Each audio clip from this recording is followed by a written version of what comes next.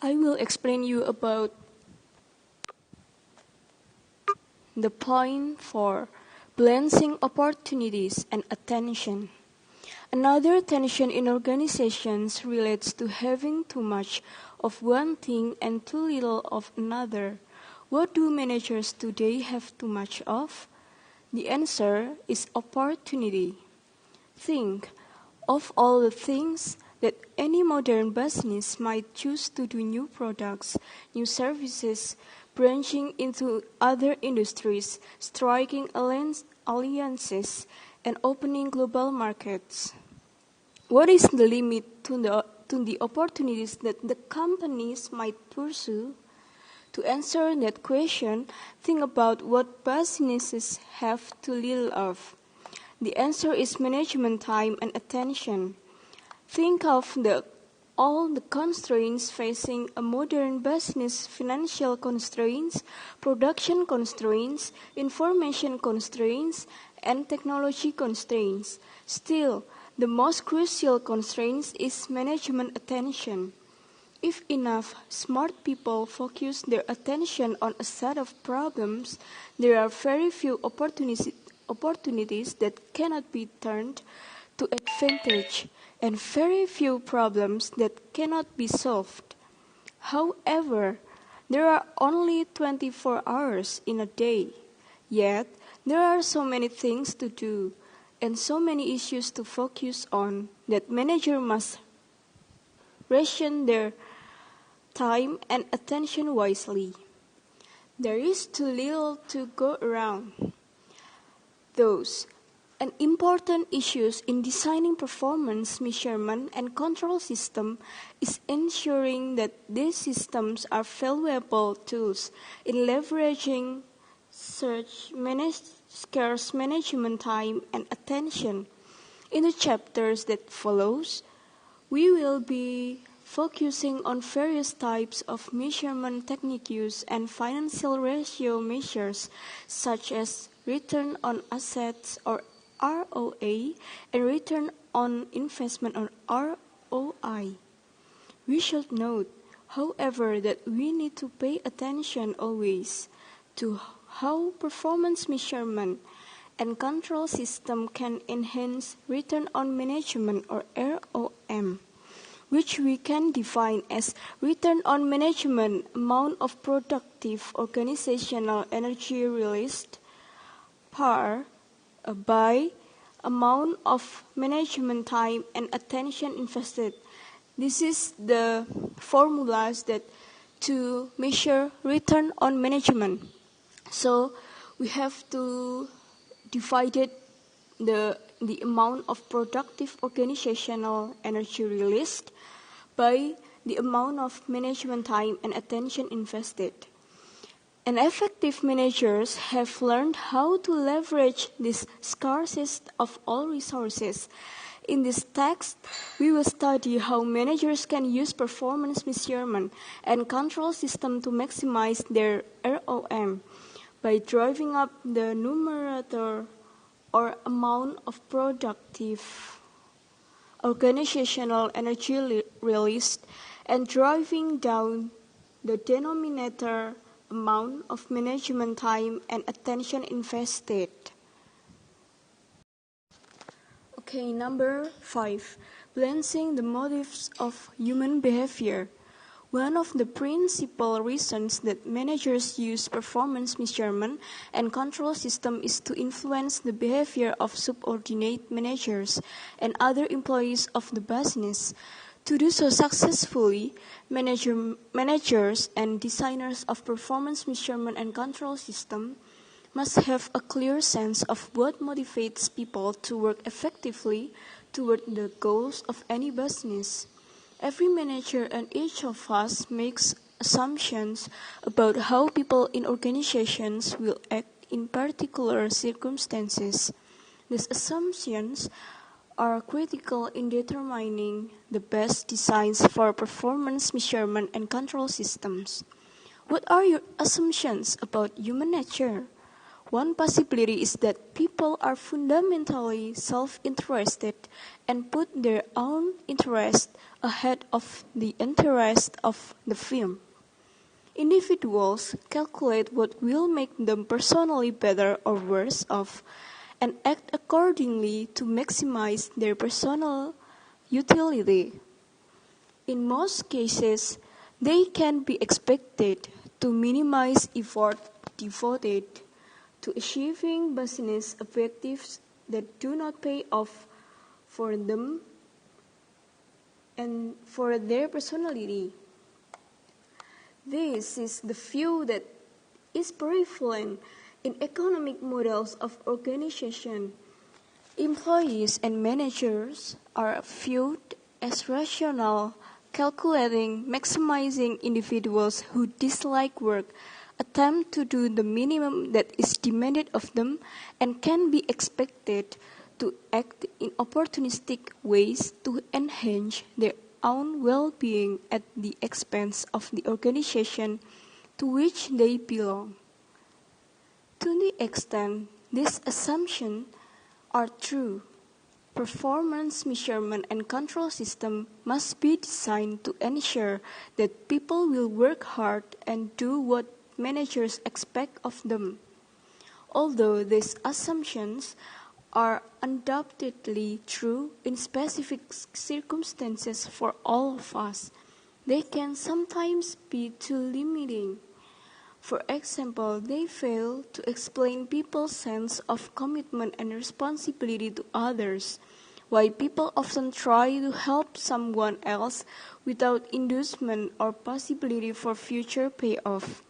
They fail to explain why people join organizations in which they think that they can make a difference, such as charities and benevolent organizations that help the poor and indigent. And then to design a performance measurement and control system effectively, therefore, managers need a more holistic and rounded view of human nature. In this text, we make the following assumptions about the nature of human activity in the organizations operating in modern economics.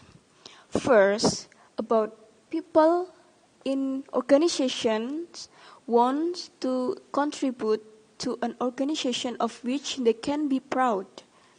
All of us have a need to contribute. We want to feel that we are making a difference, that the organizations to which we belong can be vehicles to express that need. Many of us join churches and synagogues or work for volunteer organizations. In our work of life as well, we want to feel that our business is doing something worthwhile and that we are playing a productive role in that mission. And the second is people employed by business organizations know the difference between right and wrong and generally choose to do the right. Our society has complex mechanisms for teaching people the difference between right and wrong, such as social groups, churches and synagogues, benevolent associations, and scouting. These organizations transmit norms of acceptable behavior. Also, educated citizens are aware of the laws and govern behavior and generally act accordingly. Our actions become guided by our conscience. The third is about people strive to achieve. All of us work for a variety of reasons. In many instances, we work to capture extrinsic rewards such as money, promotion, and praise. These are always valuable and must be considered carefully in the design of reward and compensation systems. However, there are also innate drives in all of us to feel a sense of satisfaction from personal achievement. The fourth is people like to innovate.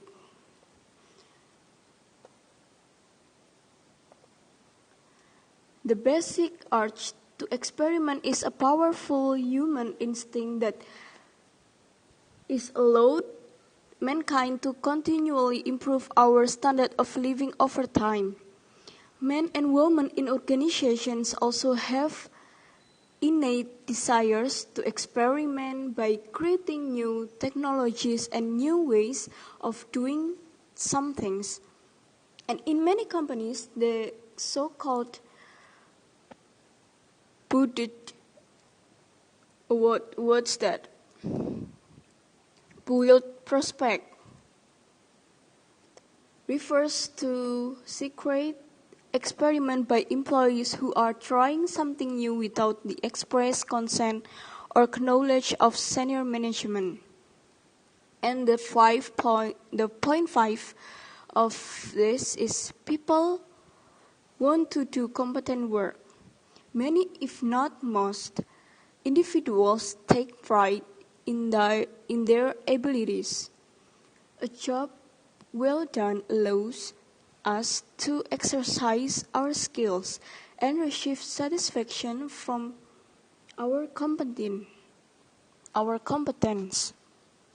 In addition, people would rather do something right than have to go back later to fix it. And organizations, especially large ones, often make it hard for people to reach their potential. To understand why, we must examine the organization blocks that organizations unwittingly create for the men and women who work in them. The first way to the organizational blocks is business organizations often make it difficult for people to understand how they can contribute and make differences. Employees may not understand the strategy and direction of the business. They may not be sure of the larger purpose or mission of the business, or how they can fit into that purpose.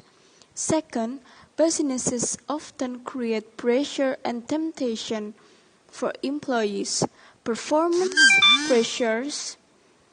If you can't do it, I'll find someone who can, may cause people to bend their rules or hide information even though they know what they are doing as wrong. Also, temptation in the form of lucrative bonuses and performance awards, as well as access to company assets, may cause employees to step over the line between what they know to be right and wrong. Third, achievement can be difficult either because individuals lack resources to get the job done or because they face so many competing demands that they are unable to focus on any single objectives with enough intensity to achieve the desired outcomes. The fourth, people may fail to innovate because they lack the resources or are afraid of the risk of challenging the status quo. How many times do we hesitate when attempting to voice opinions that may seem novel or radical and may not be supported by our superiors and colleagues? The qualities of human nature are inextricably bound up in the organizational tensions that affect all of us who work in organizations. Performance measurement and control systems cannot be designed without taking into account both human behavior and the causes and effects of these organizational blocks.